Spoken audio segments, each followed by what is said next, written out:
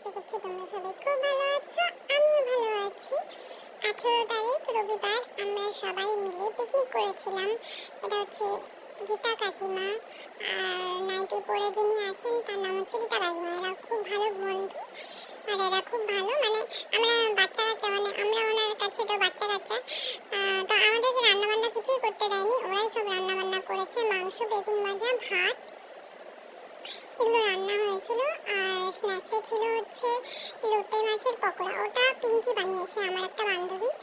আর যার ঘরে পিকনিক হয়েছে, এবার রান্না বান্না হচ্ছে, যার ঘরে পিকনিক হয়েছে কথাটা বলতে বলতে আমি স্কিপ করে গেলাম, তো ওটা আমি বলছি। এখন রীতা কাকিমা রান্না বান্নার মশলা নিয়ে খুব হাসাহাসি করছে।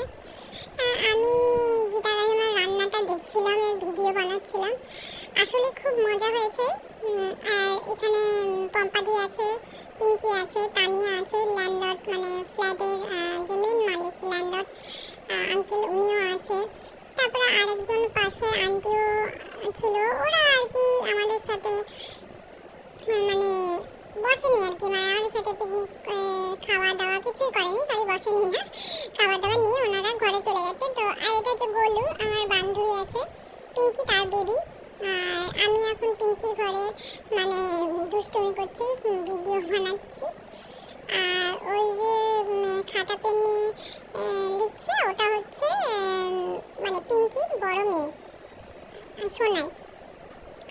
আর এই পুচকুটা এই সাইডে যে আমার কোলে বসে থাকবে সেটার নাম হচ্ছে গোলু, ঠিক আছে? এরা দুজনা খুবই কিউট।